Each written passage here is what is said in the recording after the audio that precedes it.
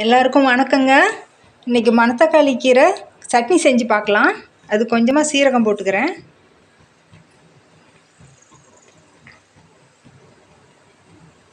பூண்டு 3 பல் போட்டுக்கலாம். குட்டி குட்டியாக ஒரு 5 சின்ன வெங்காயம் போட்டுக்கிறேன். மிளகாய் சரியான காரமாக இருக்குங்க. நீங்கள் காரத்துக்கு தக்கன போட்டுக்கோங்க. மிளகாய் கொஞ்சமாக பெருங்காயத்தூள் போட்டுக்கலாம். ஒரு 2 தக்காளி அரிஞ்சு வச்சுருக்கிறேன், அதையும் போட்டுக்கிறேன். மஞ்சத்தூள் கொஞ்சோண்டு போட்டுக்கிறேன். புளி ஒரு கொட்டைப்பாக்கு அளவுக்கு போட்டுக்கலாம்.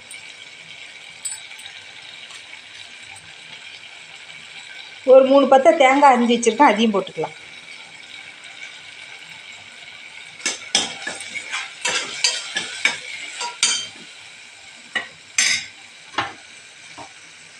ஒரு 2 கைப்பிடி மணத்தக்காளி கீரை கழுவிட்டு நல்லா அலசி கழுவிட்டு அரிஞ்சு வச்சுருக்கிறேன் தூளாக, இதையும் போட்டுக்கலாம்.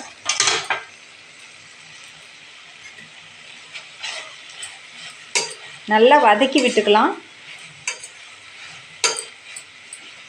கீரை சுருளை நல்லா கொஞ்சம் நேரம் வேகட்டுங்க, வதக்கிக்கலாம். 3 ஸ்பூன் தேங்காய் எண்ணெய் விட்டு சீரகம் வெங்காயம் எல்லாத்தையும் வதக்கி எடுத்துருக்குறேங்க. கொஞ்சமாக தண்ணி தெளித்து ஒரு 3 நிமிஷம் வேக வச்சுட்டு நல்லா வெந்துருச்சுங்க. இப்போ இதை ஆற வச்சு ஜாரில் உப்பு போட்டு சேர்த்து அரைச்சிக்கலாம். வானலில் 2 ஸ்பூன் எண்ணெய் விட்டுருக்கேங்க. கொஞ்சமாக கடுகு போட்டுக்கலாம். கடுகு வெடிச்சிருச்சு. கடலை பருப்பு உளுத்தம் பருப்பு கொஞ்சமாக போட்டுக்கிறேன். பருப்பு செவந்துருச்சு. அரைச்சி வச்சு சட்னியில் ஊற்றிக்கலாம்.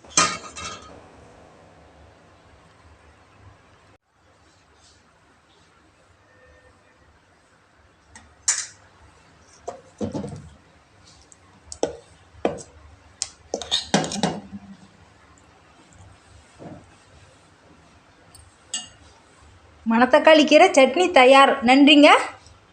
எல்லாருக்கும் வணக்கங்க. இன்றைக்கி அரைச்ச ரசம் செஞ்சு பார்க்கலாம். அதுக்கு ஒரு பெரிய நெல்லிக்காய் அளவுக்கு புளி எடுத்துருக்கிறேன். இதை நல்லா 2 தடவை தண்ணியில் அலசிட்டு கரைச்சி எடுத்துக்கலாம். 1/2 ஸ்பூன் மிளகு, 1/2 ஸ்பூன் சீரகம், 2 பல் பெரிய பல் பூண்டு, 2 வரமிளகாய் இதை ஜாரில் போட்டு நுணுக்கி எடுத்துக்கலாங்க. புளியை தண்ணி விட்டு கரைச்சிட்டு அடுப்பில் வச்சுருக்கேங்க பாத்திரத்தில். இப்போ மிளகு சீரகம் அந்த நுணுக்குனதை போட்டுக்கலாம்.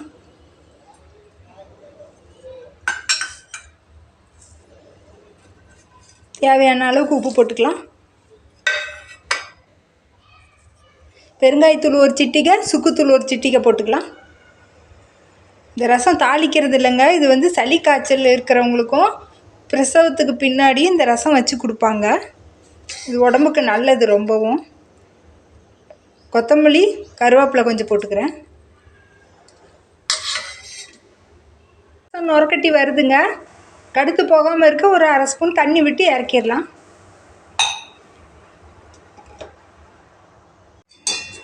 கொலைய வடித்த சுடு சாதத்தில் சூடான ரசம் ஊற்றி சாப்பிட்டாக்க சளி காய்ச்சல் பறந்து போயிடுங்க. ஆரோக்கியமான ரசம் தயார். நன்றிங்க. பருப்பு துவையல் தொட்டுக்கிட்டு சாப்பிட்லாங்க.